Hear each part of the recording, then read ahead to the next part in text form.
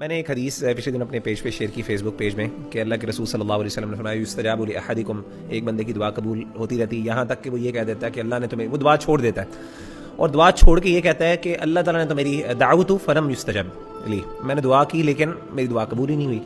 تو وہ صرف اس کہنے پہ اس کی دعا قبول نہیں ہوتی، یعنی وہ بالکل، یعنی ان ادر ورڈس کہ اس کی دعا قبول ہونے والی ہوتی ہے تو وہ جو نہ کہہ دیتا ہے کہ یار میں گیو اپ کر دیتا ہے. کبھی دعا کے بارے میں ہوپلیس نہ ہو، اللہ سے دعا مانگے. علی بھائی آپ یقین کریں مجھے اتنے پرسنل میسیجز آنا شروع ہو گئے اور کامن میسیجز کیا تھے وہی ریلیشن شپس کے، کہ ایک سسٹر نے یہ سوال کیا کہ یعنی اس کی تو یعنی شادی بھی ہو گئی ہے، اب آپ کی حدیث جو ہے یعنی کیا مجھے ابھی بھی اس کے بارے میں دعا کرتے رہنی چاہیے کہ نہیں کرنی چاہیے؟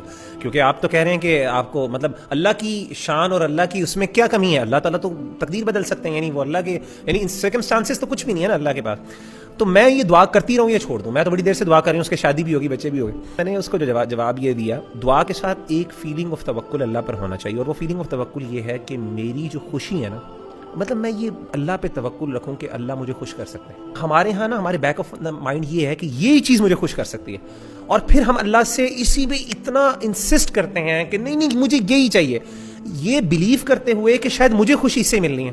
دعا استخارہ میں کیا سکھایا ہمیں؟ اینڈ پہ کہا کہ اللہ تعالیٰ اگر یہ میرے حق میں بہتر نہیں ہے تو مجھ سے دور کر دے، فاصرف عنی واصرفنی عنہ واقدر لی الخیر حیث کان. پھر آخر میں کیا؟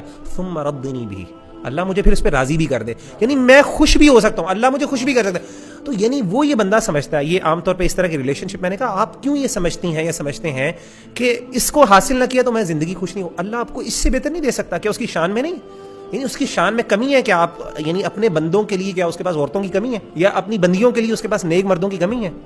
سبحان اللہ، اللہ آپ کو اس سے بہت بہتر. تو یہ فیلنگ جو ہے نا کہ میں فکسیٹڈ ہوں، اسی لیے امام نے قیم نے تو اس کو شرک کہا ہے نا، کہ اتنی فکسیشن ہے نا کہ میں سمجھ لوں کہ میں تو اس سے آگے جا ہی نہیں سکتا. یہ شرک فی المحبہ ہے. اللہ کے رسول نے اس بات کو پسند نہیں کیا کہ آپ ایک چیز پہ اتنے دنیاوی چیز پہ اتنے کنسسٹنٹ ہو جائیں کہ بس اس کے obsessed ہو جائیں. نہیں، آپ ٹھیک ہے مانگے اللہ سے، لیکن ایسا مانگیں، اور اس میں یہ بھی کنڈیشن ہوتی ہے اوبیسلی، اس سے کرنے سے اگلے کی اگر خراب ہوتی ہو، فیملی بھی خراب ہو رہی ہے، آپ اس کے بارے میں دعائیں کر رہے ہیں اور آپ یہ دعا کر رہے ہیں اللہ اس کی فیملی تباہ ہو کے میرے ساتھ ہو جائے، تو یہ بھی نیگیٹو ہے. لیکن بہرحال اصل پوائنٹ اس میں وہ یہ ہے کہ اس بات پہ بلیو کریں اللہ مجھے کہیں اور بھی دے سکتا ہے، اسی لیے اللہ پر راضی ہوں، یہ بھی ضروری ہے ساتھ. تو اللہ سے مانگنے کا مقصد صرف مطلب یہی ہے کہ اللہ سے مانگیں اور اللہ سے کہیں. اسی لیے اچھی دعا اللہ کے رسول نے یہ سکھائی ہے، اللہ تعالیٰ جو میرے لیے بہتر ہے وہ کرے، یہ نہیں کہ مجھے یہی دے.